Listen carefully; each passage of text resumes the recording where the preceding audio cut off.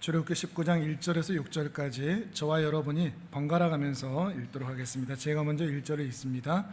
이스라엘 자손이 애굽 땅을 떠난 지 3개월이 되던 날 그들이 시내 광야에 이르니라. 리비딤을 떠나 시내 광야에 이르러 그 광야에 장막을 치되 이스라엘이 거기 선 앞에 장막을 치니라. 모세가 하나님 앞에 올라가니 여호와께서 산에서 그를 불러 말씀하시되 너는 이같이 야곱의 집에 말하고 이스라엘 자손들에게 말하라. 입사람에게 어떻게 행하였은가? 내가 어떻게 독수리 날개로 너희를 업어 내게로 인도하였음을 너희가 보았느니라. 세계가 다 내게 속하였나니 너희가 내 말을 잘 듣고 내 언약을 지키면 너희는 모든 민족 중에서 내 소유가 되겠고 너희가 내게 대하여 제사장 나라가 되며 거룩한 백성이 되리라. 너는 이 말을 이스라엘 자손에게 전할지니라. 아멘. 출애굽기 19장 그리고 20장에는 이제 하나님의 산이라고 불리는 신의 산에 드디어 도착한 이스라엘 백성들에게 하나님께서 율법을 주시는, 율법을 수여하시는 그런 장면입니다. 미리 말씀을 드리지만 이제 오늘부터는 조금 내용이 달라져서 율법과 언약에 대한 그런 기본적인 내용을 다룰 것이기 때문에, 특별히 오늘은 그 기본적인 내용을 다루기 때문에 평소보다도 조금 더 좀 딱딱하게 여겨질 수도 있고 그다지 감동스럽지 않을 수도 있고 그렇습니다. 그러니까 조금 더 오히려 긴장을 하시고 오늘 말씀에 함께 임하신다면 좋겠다는 생각이 듭니다. 왜냐하면 이 율법이라는 개념 자체가 우리에게는 매우 생소한 개념이기 때문입니다. 어렵습니다. 이 율법이 대체 뭔가? 하나님의 율법이라는 것이 대체 오늘 우리와 무슨 상관이 있는가? 우리가 왜 그것을 지켜야 되는가? 여러 가지 생각을 하게 되는 것이죠. 그런데 이 나라에도 법이라는 게 있지 않습니까? 우리나라에도 헌법이 있죠. 그리고 그 헌법 아래 무수한 시행 규칙들과 법률들이 다 존재합니다. 근데 이런 법률들이 왜 존재하죠? 이 나라 안에? 그 나라 백성들이 그 나라 공동체 안에서 평화롭고 안정되게 서로 같이 행복하게 잘 살기 위해서 최소한의 규제와 또 지침들을 주는 것이 법이죠. 또 그것을 지키지 않고 깨트리게 된다면 또 벌을 주기도 하고요.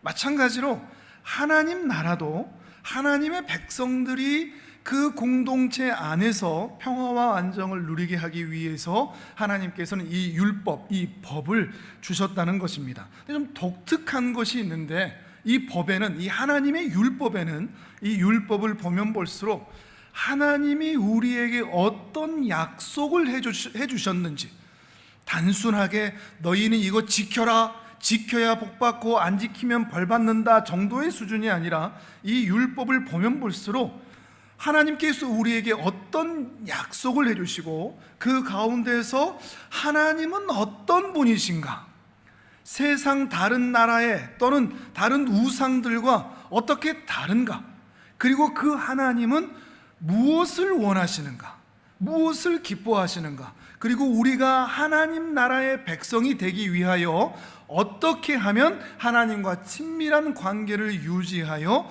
복을 받고 은혜를 누릴 수가 있는가, 그리고 또 반대로 어떻게 하면 하나님과의 관계가 끊어져 멀어지게 될 수 있고 저주받는 인생이 될 수 있는가 하는 것이 바로 이 법, 율법, 이 약속 안에 들어있다는 것입니다.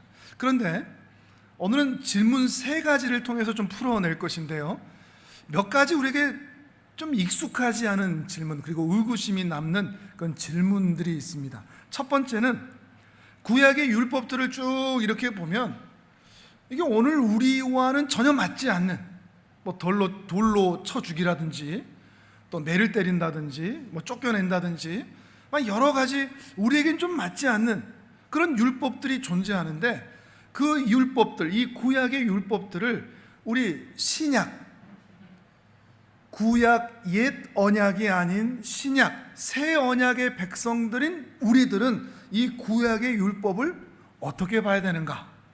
이게 조금 어렵습니다. 그냥 법 하나만 쭉 있는 게 아니라 구약과 신약으로 나뉘어져 있기 때문이죠. 그래서 이 구약의 율법들을 신약의 백성들은 어떻게 이해해야 하는가 하는 것을 좀 정립하기가 좀 쉽지가 않습니다. 이것을 간략하게 설명을 하자면, 우리는 율법 그러면 헌법처럼 그냥 법 하나 있다고 생각하기 쉬운데, 이 율법들을 조금씩 분류를 해보면, 구분을 해보면 좀 세 가지 정도의 카테고리로 나눠볼 수가 있습니다. 먼저는 도덕법입니다. 양심법이라고도 하고요, 주보 안에도 기록을 해놨습니다. 도덕법이 있고, 또 하나는 공동체적인 사회법들이 있습니다. 시민법이라고도 하고요, 그 사회 공동체의 질서를 유지하기 위한. 또 하나는 의식법들, 우리가 흔히 아는 제사를 어떻게 드리는가, 정결의식을 어떻게 하는가라고 하는 그 의식들, 예식들에 관련된 이 율법들을 다 흩어진 것들을 모아서 정리를 해보니 이 세 가지, 도덕법, 사회법, 그리고 의식법, 이 세 가지로 나눠볼 수가 있다는 거죠. 여기서 이 도덕법은 양심법이라고도 불리는데 십계명이 대표적입니다.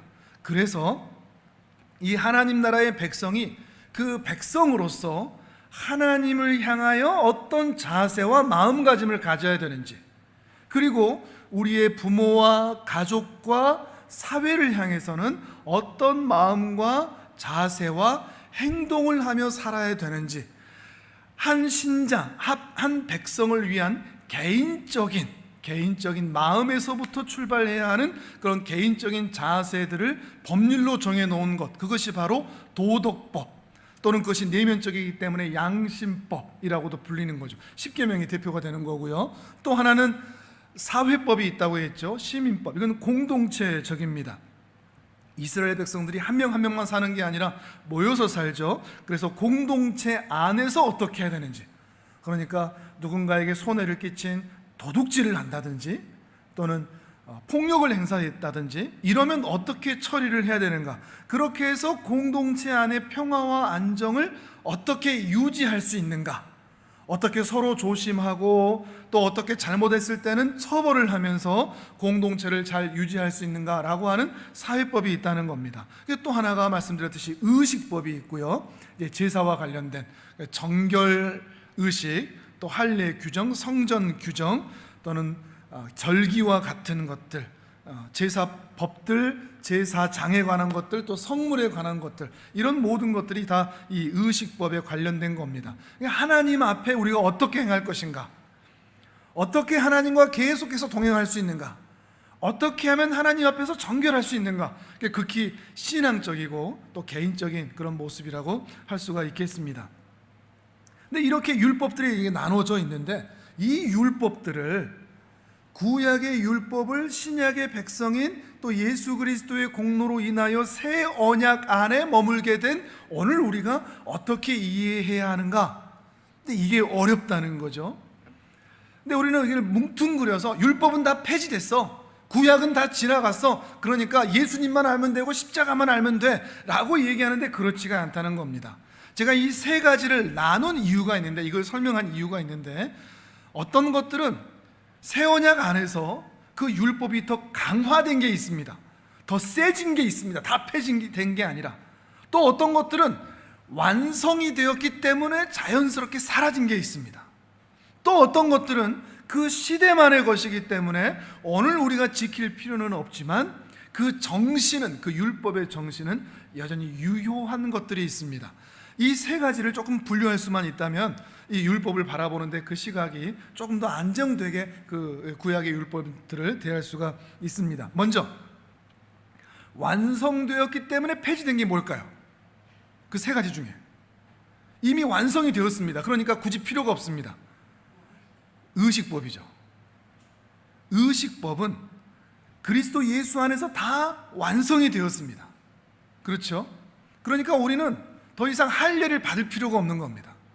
구약에서 할례를 받았다고 해서 난 지 8일 만에 할례를 준다고 해서 오늘 우리가 자녀들을 낳고 아들을 낳고 할례를 줄 필요가 없는 겁니다. 그 정결함이 예수 그리스도 안에서 완전히 다 해결되었기 때문이죠. 우린 또 예루살렘 성전으로 가야 될 필요가 없습니다. 우리는 가끔 이제 기도하시거나 또 개인적으로 이렇게 말씀하실 때 교회나 예배당을 성전이라고 얘기하시는데, 이 개념으로 보면 성전이라는 얘기를 쓸 필요가 없는 겁니다. 더 이상의 눈으로 보이는 성전은 없습니다. 예배당도 더 이상 성전이 아닙니다. 그래도 난 쓰겠다, 그래도 성전이라고 부르면 뭔가 거룩하게 보니까 난 쓰겠다, 그러면 이렇게 이미 폐지되고 완성된 것을 무시하는 것과 똑같이 되는 겁니다. 습관처럼 쓸 수는 있지만 굳이 쓰지 않아도 되는 것이죠. 이런 성전에 관련된 것, 또 제사와 관련된 것, 우리가 번제를 드릴 필요가 없습니다. 양을 잡아서, 소를 잡아서. 이단 중에 하나님의 교회 있죠. 지금은 이제 많이 안 하는 것 같긴 한데 초반에는 거의 6월절 진짜로 드리면서 양을 잡기도 했거든요. 그럴 필요가 없는 겁니다. 그들은 예수 그리스도를 믿지 않기 때문이죠. 그들은 안상홍이라는 한 사람이 메시아이기 때문에, 그를 아직 기다리고 있기 때문에, 메시아가 안 왔다고 생각하기 때문에 그들은 6월절 양을 기리면서 그 6월절을 지키는데, 우리는 그렇게 믿지 않습니다.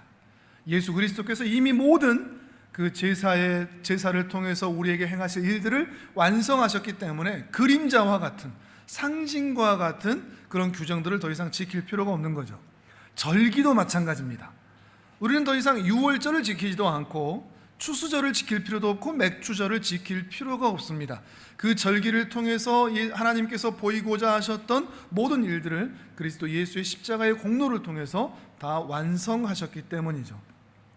또 정결한 음식, 부정한 음식, 이런 것들도 마찬가지입니다. 사도행전을 보면 베드로가 환상을 보죠. 보자기 환상을 보면서 정결한 짐승과 부정한 짐승들이 있는 것을 보게 되죠. 근데 주님께서는 그것을 나는 그렇게 나누지 않는다 라고 말씀을 하시는 거죠. 만약에 여전히도 우리가 유대교나 또 이슬람교의 영향을 받는다면 그들처럼 부정한 짐승들을 먹으면 안 되죠. 거기에 정말 맛있는 돼지고기가 포함되어 있거든요. 유대인들은 돼지고기 먹지 않습니다. 그러나 우리는 먹습니다. 왜 먹을까요? 율법을 무시해서가 아닙니다. 그 율법들이 다 완성된 것을 알기 때문에 우리는 자유로운 마음으로 그런 고기들도 먹을 수가 있는 것입니다. 이렇게 이미 완성되었기 때문에 폐지된 것들, 그게 의식법이다.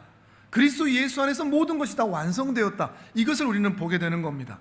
그런데 이제 시민법 또는 사회법은 조금 다릅니다.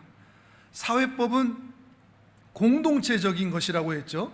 그래서 그 시절, 그 시대, 그 상황에 이스라엘을 위한 법이었습니다.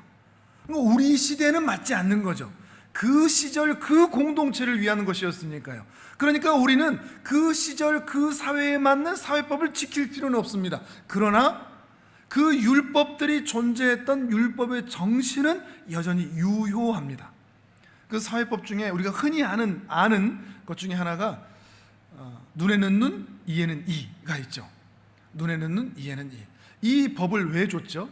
이 율법이 왜 있었죠? 우리 인간은 기본적으로 내가 뭔가를 당했다 그러면 우리 안에 복수심이 차올라서 내가 한 대 맞았으면 나도 한 대만 때리지 않습니다. 어떻게 하죠? 한 대 맞았으면 2대 때려야죠. 내가 팔 하나 부러졌으면, 우리 자식이 팔 하나 부러졌으면 그 상대 자식은 팔 2개, 다리 2개까지 다 부러뜨려야죠. 그게 우리의 복수심이죠. 그런데 이 율법, 눈에는 눈, 이에는 이라는 율법을 주면서 눈만큼만 당했으면 눈만큼만 해라, 이런 의미가 되는 겁니다.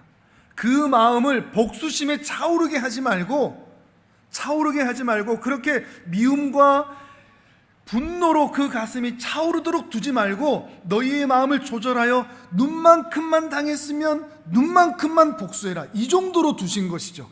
우리 인간의 마음을 너무나 잘 아시기 때문에요. 그런데 이게 이 시절에는 이렇게 하면 안 되죠. 새 언약의 그림자 안에, 새 언약의 실체 안에 있는 우리들은 눈에는 눈, 이에는 이가 맞지 않습니다. 우리는 어떻게 해야 되죠? 우리는 원수마저도 사랑하는 자들로 부르심을 받은 자들입니다. 좀 다르죠. 그러나 그 가운데 율법의 정신들은 분명히 새겨야 하는 것들입니다. 이 사회법과 시민법이 이제 율법을 쭉 읽어가면서 보일 때는 그 율법들은 그 시절을 위한 것이었으니 이제 우리는 새롭게 해석해야 되겠구나, 그리고 그 율법들을 주신 이유가 무엇이구나, 이 정신들을 계속하는 것입니다. 기억하는 것입니다. 그런데 여전히 유지된 게 있습니다. 오히려 더 강화되었습니다.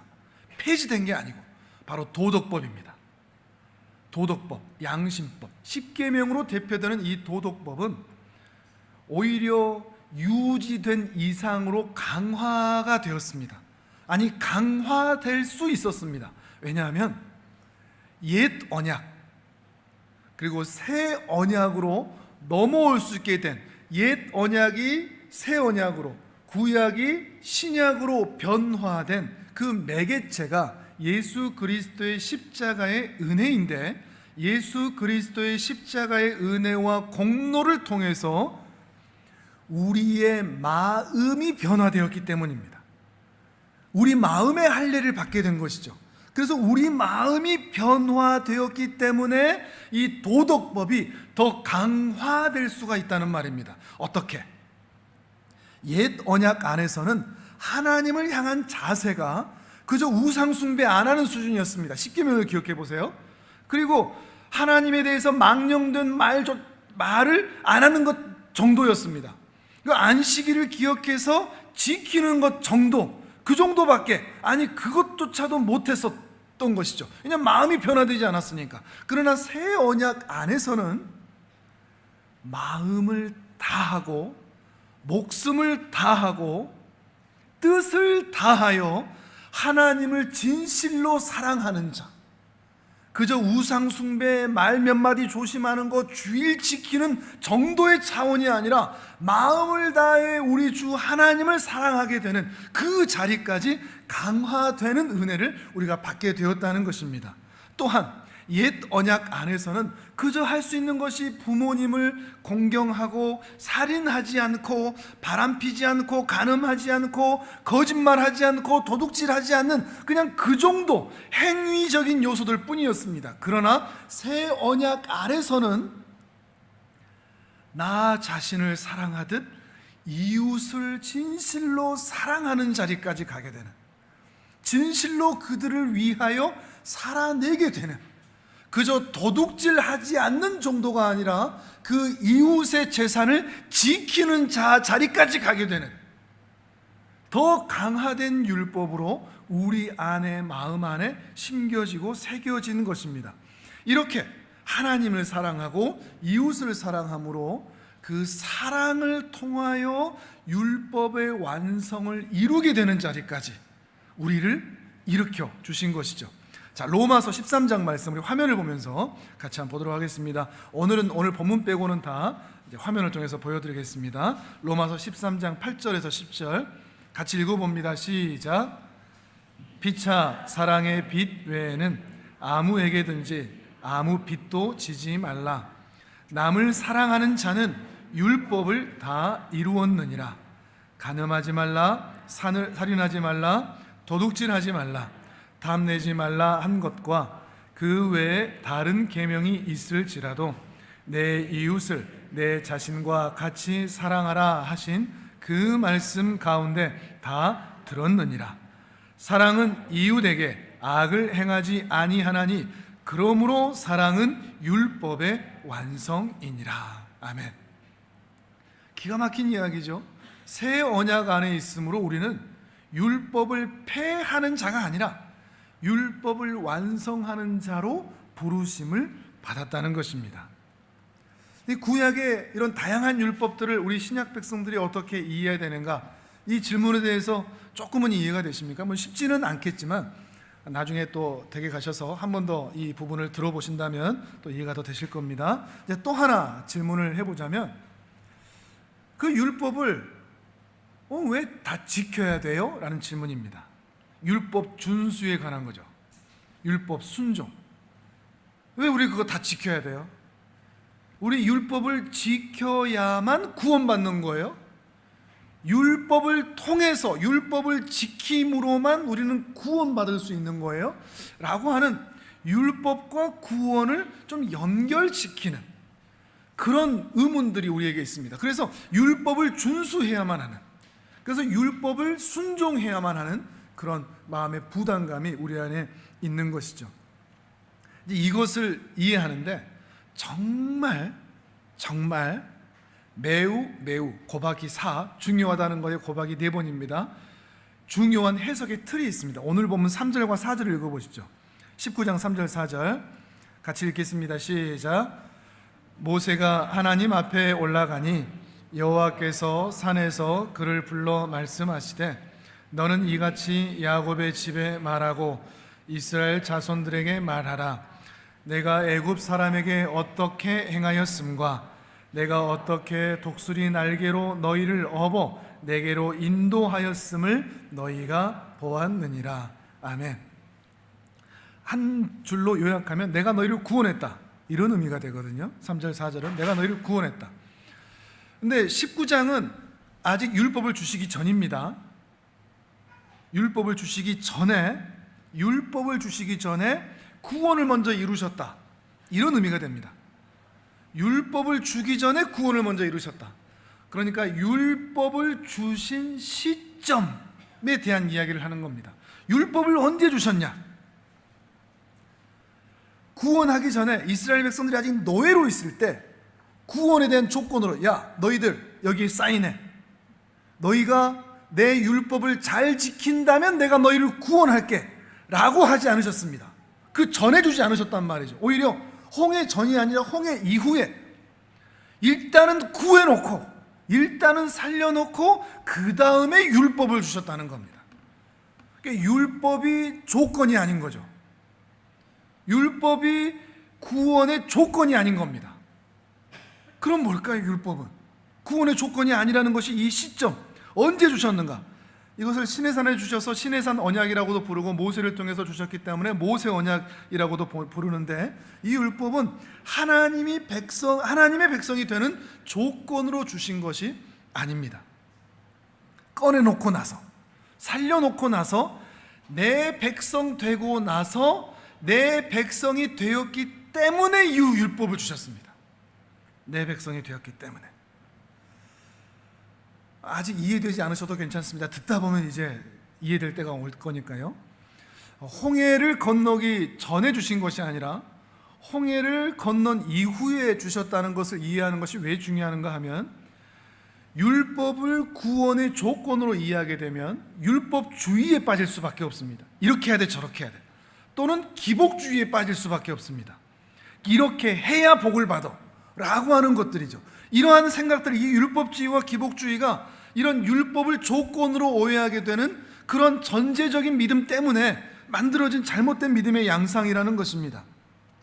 그러나 하나님이 주신 이 율법은 잘 지키면 하나님과 관계가 좋아져서 하나님께 복을 받는다, 이것도 아니고, 율법 준수에 실패하면 하나님 관계도 끊어지고 벌도 받는다, 이것도 아닌 겁니다. 이런 생각들 때문에 우리 안에 어떤 생각이 있느냐? 주일날에 예배 빠지면 안 돼, 그럼 하나님이 미워해, 하나님이 싫어해 라는 인식들, 그리고 우리의 그런 말들.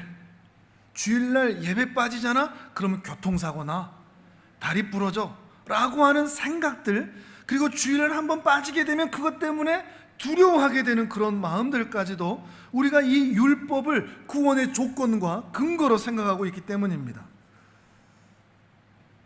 그게 아니라는 말씀을 여러분에게 드리고 있는 겁니다. 그러면 이 율법 준수는 뭐죠?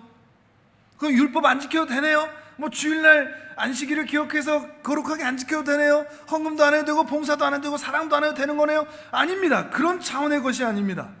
안 지켜도 됩니다라는 말을 하고 싶은 게 아닙니다. 여러분이 듣고 싶은 대로 안 지켜도 되겠네 라고 하는 그런 여러분 듣기 좋은 말을 하는 것도 아닙니다. 이 율법 준수를 어떻게 봐야 되느냐? 율법 준수는 우리의 구원과 우리의 복을 위한 조건이 아니라 그리스도 예수 안에서 우리 같은 자를 구원하여 하나님의 자녀 삼아주신, 그래서 홍해를 이미 지나게 하신, 십자가를 이미 지나게 하신 그 하나님의 은혜와 사랑이 너무 크고 감사해서 우리 스스로 자원하여 예배의 자리로 나오는 것입니다.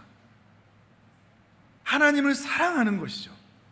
이미 구원받았기 때문에, 우리가 하나님의 자녀가 되었기 때문에 그 사랑과 은혜에 감사해서 이 신앙적인 율법적인 준수와 순종을 하게 된다는 것입니다. 오늘 다 잊어버리셔도 괜찮습니다. 이것만을 기억하시면 좋겠습니다. 율법은 구원의 조건이 아니다. 율법은 구원받은 자의 삶의 지침이다. 이렇게 이해하신다면 좋겠습니다. 이걸 이해하지 못하면 정말 율법주의와 기복주의에 빠질 수밖에 없습니다.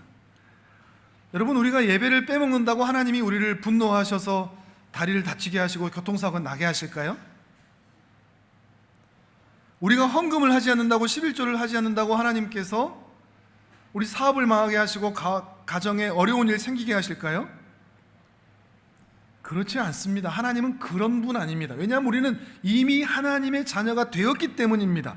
다만 하나님이 내 아버지이시기 때문에, 그래서 내가 그렇게 실수하고 율법을 준수하고 순종하지 않아도 하나님이 나에게 화내지 않으셔 라는 것을 알면서도 불구하고 그 하나님이 너무 좋아서 내 스스로 그 율법 안으로 들어가는 겁니다. 하나님과의 관계가 먼저 되는 거죠. 하나님의 은혜가 너무 좋아서 내 스스로 자원하여 이 주일에 주 앞에 나와 예배드리는 겁니다. 해야만 하니까 하는 게 아니라 하고 싶어서 하는 겁니다. 예배도, 순종도, 헌금도, 헌신도, 봉사, 그 모든 것들도 말이죠. 해야 하니까가 아니라 하고 싶어서 하는 거죠. 근데 물론 이것이 처음부터 이 단계로 훌쩍 넘어가는 건 아닙니다. 이제 막 신앙 시작할 때는 이 율법적인 요소도 필요합니다. 그래도 예배 드려 라고 가르쳐야 될 때가 있습니다. 그런데 신앙이 조금씩 자라갈 때는 이제 이것들이 그 율법적으로 행했던 것들이 조금씩 깨지면서 이제 스스로 자원하여 예배의 자리로 나아가는 데까지 가게 되는 거죠. 그리고 그 극치가 하나님이 전혀 나에게 어떤 요구와 어떤 책임과 그런 것들을 요구하지 않으심에도 불구하고 내 스스로 모든 율법에 대하여 순종하는 자세로 나아가게 되는 겁니다. 그게 신앙의 성숙이 되는 거죠. 성숙한 신앙인의 모습이 된다는 것입니다. 어느 날 목자가 저 넓은 들판을 보는데 사자와 곰과 늑대가 우글우글합니다. 근데 그 한편에 불쌍하고 비루한 양들이 쪼그라들어 있습니다. 그 양들이 너무나 불쌍해서 든든하고 탄탄하고 건강한 울타리를 만들어서 이 양들을 불러 모읍니다. 근데 이 목자가 그 양의 문 앞에 서서, 야, 너 여기 사인해. 너 여기 들어와서 사고 치지 않겠다고, 나한테 잘하겠다고, 나한테 뭐 돈 바치겠다고 하여튼 사인해. 그래 여기 들여보내줄게 하지 않았습니다. 묻지도 않고 따지지도 않고 일단 들어와. 일단 들어와서 너희 불쌍한 양들 여기서 편안히 살아. 그런데 나중에 계약서는 내밉니다. 너희가 이제 혼자가 아니라 수많은 양들이 같이 있잖아. 그러니까 너희 양들의 무리를 위해서, 이 공동체의 평화와 안정을 위해서 너희가 서로 어떻게 행동해야 되는지, 어떻게 서로 조심해야 되는지, 어떻게 이 평화와 안정을 같이 유지해야 되는지, 그리고 이러한 우리를 만들어준 나와는 어떤 관계를 유지해야 되는지 그런 지침으로 사인하게 한 겁니다. 그게 율법입니다.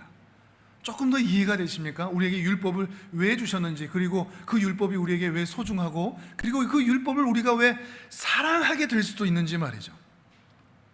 가족도 그렇습니다. 부모가 자녀에게 야, 너 여기 사인해. 그러면 너 내 자녀 되게 해주고 내 자녀로 태어나게 해줄게. 그런 부모, 자녀 아무도 없습니다. 부모이기에 부모는 자녀에게 요청합니다. 이렇게 하라고, 저렇게 해야 된다고 말이죠. 그건 자녀들은 다 그렇죠. 우리가 왜 부모님 말 들어야 돼요? 저도 제 생각이 있고 제 마음이 있고 제가 원하는 게 있는데. 그때 부모님은 뭐라고 얘기하죠? 이렇게 말씀하시면 되는 겁니다. 부모니까, 내가 너를 낳았으니까, 너는 내 아들이니까, 너는 내 자녀니까, 자녀라고 무조건 그렇게 하라는 대로 해야 돼요. 그럼 내가 너의 부모고 너는 나의 자녀니까. 이 인식이 매우 중요합니다. 부모가 되었다는 것은 자녀에 대한 책임을 지는 겁니다. 그래서 자녀를 거룩하고 순결하고 정결하고 거룩하게 바르게 키울 의무가 있고 책임이 있고 또한 욕심을 가져야 합니다. 이것이 부모의 권리이자 의무입니다. 그리고 그런 부모를 만나는 것이 자녀에게는 복입니다. 물론 자녀들은 이것을 이해하기가 쉽지 않습니다. 그러나 나중에 부모가 될 때 그때서야 깨닫죠. 우리 부모 역시도 그렇게 했던 적이 있으니까요. 그런데 이런 과정들을 통해서 부모는 자녀에게 어떤 삶을 살아야 할지를 알려야 하는 것입니다. 그리고 자녀는 그 자녀가 부모의 이런 요구와 책임에 대해서 이해가 되든지 이해가 되지 않든지 따라야 합니다. 왜냐하면 그게 자녀에게는 엄청난 복이니까요. 그런 부모가 있다는 것이. 근데 부모와 자녀의 이런 관계가 친밀할수록 부모의 요구에 대해서 자녀들은 더 순종적으로 나오는 것 같습니다. 근데 부모와 자녀의 관계가 친밀하지 않으면 부모의 말에 대해서, 부모의 명령에 대해서 자녀들은 순종적으로 반응하지 않게 되는 경우들이 있습니다. 물론 다른 여러 가지 여건들도 있지만, 그런 의미에서 이 율법 준수, 율법 순종, 우리가 이것에만 초점을 맞추다가 정작 놓친 것은 무엇인가 하면 하나님과의 관계입니다. 실제로 하나님께서는 이후에 계속해서 율법을 전해주시는데, 하나님이 그 이스라엘을 사랑하시는 아버지로서, 구원자로서, 창조주로서 그 모든 율법들을 행하시지만 이스라엘 백성들이 지키냐 안 지키냐 이것도 강조하시지만 그 내면에 더 본질적으로 너희가 이 율법 준수를 통하여 얼마나 나와 친밀하냐, 이것을 더 중요하게 여기시는 겁니다. 관계가 더 중요하다는 거죠. 그리고 그 관계가 하나님 앞에서 바르게 세워졌을 때 우리는 율법 준수와 순종의 자리까지 갈 수 있게 되는 것입니다. 이 관계가 중요하다는 것이, 예를 들면 이제 10계명 중에 내 이웃에 대해서 거짓 증거하지 마라, 이 말씀이 있지 않습니까? 거짓말하면 안 되죠. 거짓말을 하면 안 됩니다. 근데 우리가 이 10계명에 거짓말하지 말라는 것을 우리는 단순하게 어떻게 이해하는가 하면 윤리 도덕적으로 이해합니다. 거짓말 한다는 건 뭐죠? 사실이 아니고 진실이 아니고 진리가 아닌 것을 말하는 것이 거짓말입니다. 근데 이건 윤리 도덕적 수준입니다. 10계명의 거짓말은 조금 다릅니다. 하나님 앞에서의 거짓말은 뭘까요? 모든 거짓말이 하나님 앞에서 거짓말이 되는 것도 아닙니다. 우리가 알듯이 기생 라합이 거짓말을 해서 구원을 받았죠. 우리가 출애굽기 초반에 봤었지만 산파가 거짓말을 했는데 오히려 칭찬을 받았죠. 이런 거짓말을 우리는 어떻게 이해해야 되죠? 거짓이라는 것은, 그리고 참이라는 것은 하나님과 관계된 겁니다. 윤리도덕적으로 진실이 아니고 진리가 아니고 사실이 아닌 것을 말했냐의 차원을 넘어서서 하나님의 뜻에 부합된 것을 말하고 속이느냐, 하나님과 관계되어 나의 말을 섞어내느냐, 아니면 하나님과 관계없는 말을 하느냐, 하나님의 뜻에 부합하느냐, 아니면 하나님의 뜻에 부합하지 않느냐. 때로는 하나님의 뜻에 부합하는데 윤리 도덕적으로는 거짓일 때가 있는 겁니다. 그게 기생라합과 산파의 그런 일들이었죠. 더 중요한 것은 율법을 순종하느냐 율법을 지키지 않느냐 차원보다 하나님과 어떠한 관계로 맺어져 있느냐, 이게 더 중요하다는 것입니다. 이걸 통해서 우리는 거짓말이 어떤 의미인지를 확인해 보는 것이죠. 하나님과 친밀하냐, 가까우냐, 그 뜻에 부합하느냐. 근데 우리는 뭘 하다가 뭘 놓쳤다고요? 율법 준수와 율법 순종만 신경 쓰다가 정작 중요한 하나님과의 관계는 놓쳐버렸다는 것입니다. 하나님과의 관계가 무시된 채 하나님을 그 율법 순종하면서도 삭제된 경우가 예수님 시대의 바로 바리새인과 서기관들의 모습이죠.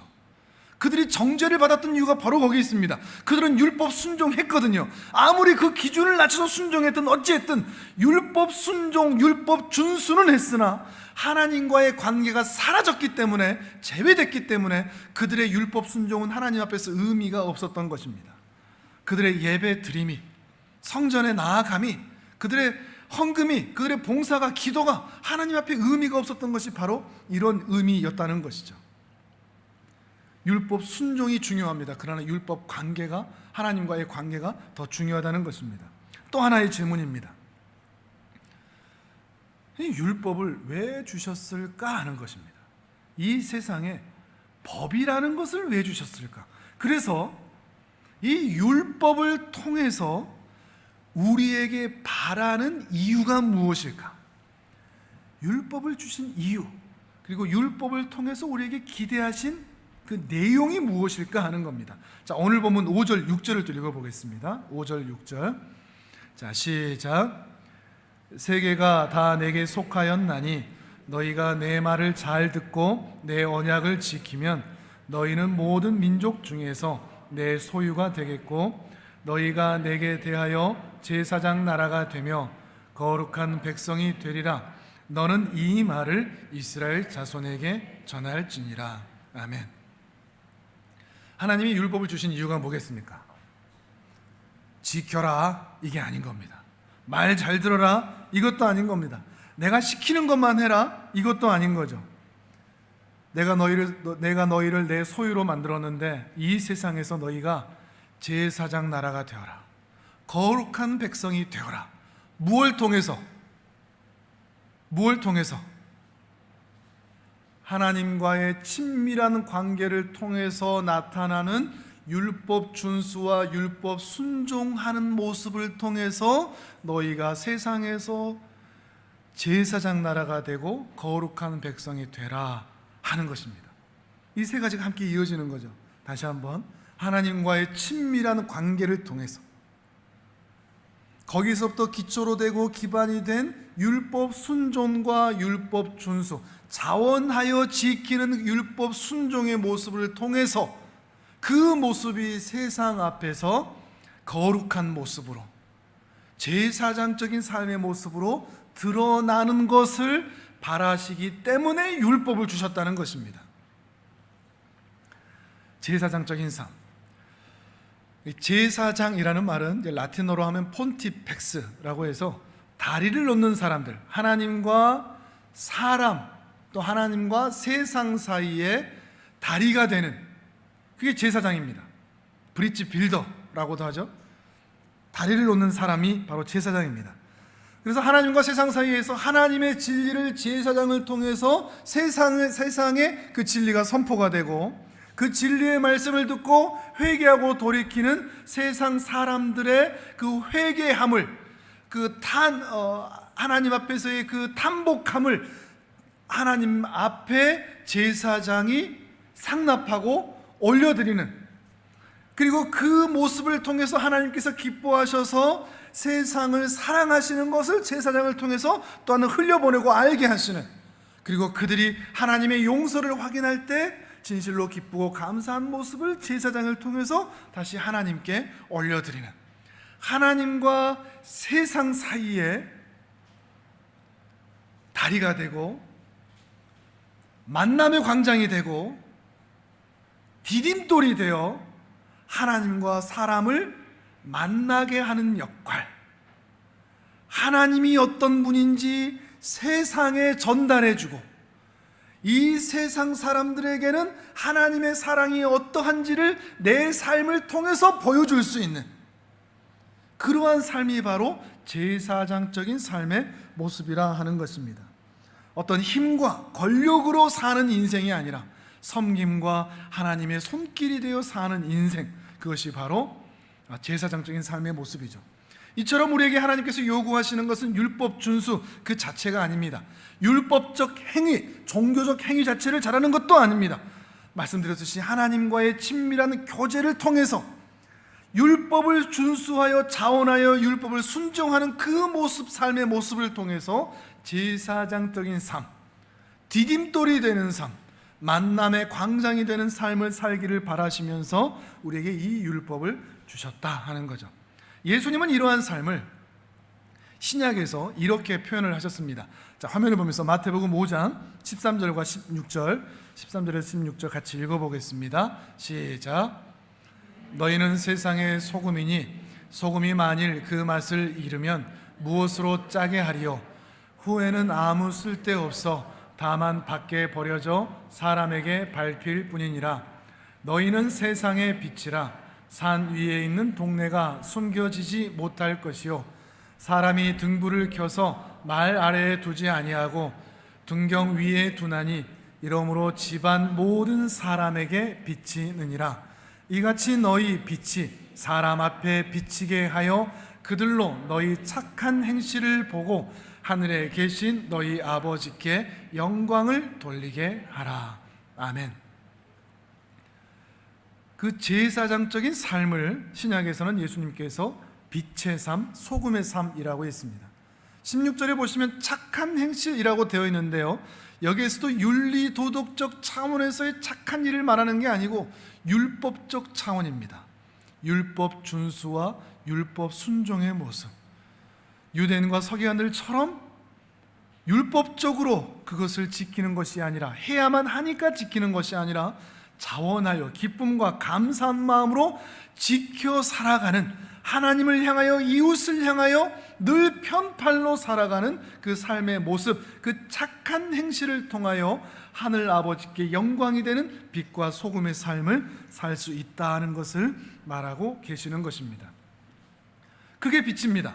그게 소금이고요.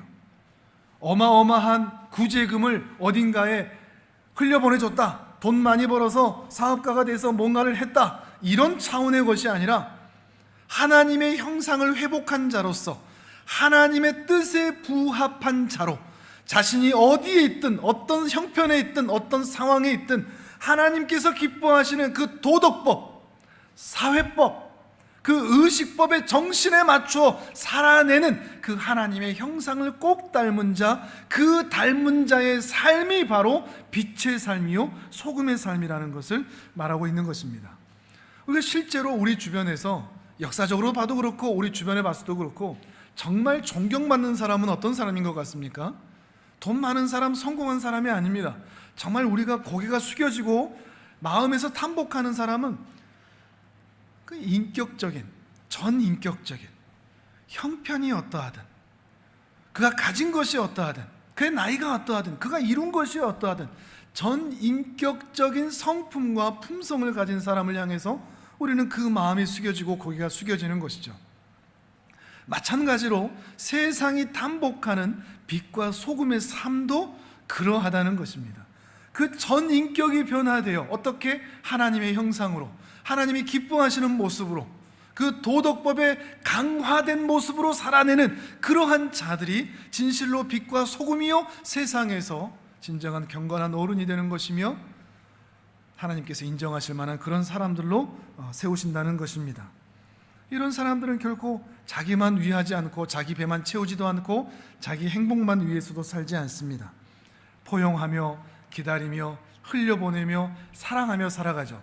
연약한 자를 보더라도 그들도 하나님께서 반드시 세우시고 또 기다려주셔서 반드시 하나님의 사람으로 만드실 줄을 믿고 기도하고 기다려주고 기대하는 그런 삶의 모습을 가집니다. 결코 우리 삶의 말로, 잔소리로 사람을 바꿀 수 없다는 것을 너무나 잘 알아서 말로 그 사람들을 향하여 빈정대고 잔소리하고 무례하게라도 그들을 가르치려고 하는 그런 모습이 아니라, 말이 아닌 삶으로 그들에게 모범이 되고 모델이 되는, 뒤에 서서 앞으로 진격하라라고 말하는 것이 아니라 앞에 서서 나를 따르라고 말할 수 있는 모델이 될 수 있고 모범이 될 수 있는 그런 전인격적인 변화를 입은 사람이 다른 사람들에게 감동을 주는 그런 사람이라 할 수 있다는 것입니다. 우리는 그동안 신앙이 좋다는 것을 율법적인 측면에서 잘 지켰냐 못 지켰냐, 또 기복적인 측면에서 형통하냐 형통하지 않냐, 형통하면 신앙이 좋은 것, 이렇게 우리는 생각해 왔는데, 정말로 신앙이 좋다는 것은 율법주의의 극치, 기복주의의 극치로 삶이 형통한가로 확인하는 것이 아니라 그의 삶이 정말로 제사장적인 삶을 사느냐, 빛과 소금의 삶, 하나님의 형상을 닮은 사느냐, 그래서 거룩한 백성으로 살아가고 있느냐 하는 것이 정말 신앙이 좋다는 것이라는 것입니다. 우리의 삶이 얼마나 형통하냐 또 권고하냐, 이것이 우리의 신앙의 싸움이 되지 않았으면 좋겠습니다. 형통하면 형통한 대로 제사장 노릇하는 것이고, 힘들면, 우리 대부분의 모습이 그러겠죠. 힘들면, 어려우면 내 제사장적 삶을 포기하는 게 아니라 힘들면 힘든 대로 고생하고 수고하고 아프고 눈물 흘리고 어렵고 외로운 그 채로 제사장 노릇을 할 수 있느냐? 이것이 더욱 중요하다는 것입니다. 신명기 8장 15절과 16절도 같이 읽어보겠습니다. 화면을 보면서요. 자, 시작. 너를 인도하여 그 광대하고 위험한 광야 곧 불뱀과 전갈이 있고 물이 없는 간조한 땅을 지나게 하셨으며 단단한 반석에서 물을 내셨으며 내 조상들도 알지 못하던 만나를 광야에서 내게 먹이셨나니 이는 다 너를 낮추시며 너를 시험하사 마침내 내게 복을 주려 하심이었느니라. 아멘. 이 말씀은 아무리 어려운 길을 다 지나가도 기적적으로 하나님께서 다 보호해 주셨다, 이런 의미가 아닙니다. 마침내 복을 얻는 자리까지 가는데 그들의 인생길이 어땠다? 광야였다. 광야였다. 불뱀이 왜 이렇게 많은지, 정갈 같은 것들이 왜 이렇게 많은지, 물이 없는 간조한 땅, 건조한 땅이 왜 이렇게 많은지, 단단한 반석에서 물을 먹어야 할 일들이 얼마나 많은지. 우리는 만나와 반석을 먹었다 그러면 참 신기하게 생각하고 기적적으로 생각하지만, 만나를 먹었다는 말은 하나님께서 창고에 쌓아 들여주지 않으셨다는 말입니다. 창고가 없습니다. 쌓아둘 수가 없습니다. 그냥 오늘 먹고 오늘 사는 게 전부입니다. 오늘 수고해야만 오늘을 내가 보장받을 수 있지, 내일은 나에게 먹을 게 채워줄까? 이 염려와 걱정 가운데 살았던 인생이 바로 만나 인생입니다. 반석도 마찬가지입니다. 반석을 주셨다는 건 멋져 보이죠? 그러나 우물을 주지 않으셨다는 겁니다. 언제든지 내가 마시고 싶을 때 마실 수 있는 그 우물이 없습니다. 하나님이 주셔야만 주는 겁니다. 마실 수 있는 겁니다. 그래서 늘 궁핍의 상태, 어려움의 상태, 부족함의 상태, 풍족하지 않은 상태, 그래서 불안한 삶을 살 수밖에 없었던 인생이 바로 출애굽 인생입니다. 그런데 그렇게 부족하고 어렵다고 내가 살아야 할 삶을 포기하라 해도 된다는 말이냐? 그게 아니라는 말이죠. 형통하면 형통한 대로, 부족하면 부족한 대로, 어려우면 어려운 대로, 내 마음대로 되지 않으면 그렇게 안 되는 대로, 눈물 나면 눈물 나는 대로, 가난하면 가난한 대로, 몸이 아프면 아픈 대로 우리가 살아야 할 삶, 그 삶을 그 가운데서 살아내는 것, 그 가운데서도 하나님과 친밀한 관계를 유지하며 하나님의 율법을 해야만 하니까 억지로 하는 게 아니라 자원하고 기뻐하는 마음으로 준수해 가면서 하나님과 세상 사이를 연결하는 디딤돌이 되고 만남의 광장이 되고 제사장적인 삶을 사는 삶, 그 삶을 사는 것이 하나님께서 오늘 우리에게 율법을 주신 이유라는 것입니다. 그리고 그 율법 때문에 우리는 그러한 삶을 살 수 있게 된다는 것이죠. 윤리 도덕적 차원에서 착한 삶, 종교적으로 좋은 삶, 이런 차원의 것이 아니죠. 율법을 제외시킬 수가 없는 것입니다. 예수 그리스도 안에서 새 언약의 은혜를 우리에게 이미 주셨기 때문에 더 이상 이 율법은 우리가 지킬 수 없는, 우리에게 너무나 먼 것이 되지 않았습니다. 이제 우리에게 가능한 것이 되었습니다. 하나님을 진실로 사랑할 수 있는 마음을 우리에게 주셨고, 비록 부족하고 연약하지만 우리의 이웃, 우리의 가족을 향해서 그 편파를 거두지 않고 사랑할 수 있는 삶으로 우리 모두를 불러주셨습니다. 그러니 형통하거나 공고하거나 부자이거나 가난하거나 똑똑하거나 미련하거나 높은 자리에 있거나 낮은 자리에 있거나 남자거나 여자거나 건강하거나 아프거나 잘나거나 막히거나 웃거나 울거나 이 세상에서 빛이 되시고 소금이 되시기를 바랍니다. 제사장적인 삶을 살아주시기를 바랍니다. 만남의 광장 같은 역할을 해내시는 하나님 나라의 제사장, 거룩한 백성의 삶을 사시기를 주님의 이름으로 축복합니다. 아멘. 우리 이제 함께 기도하겠습니다.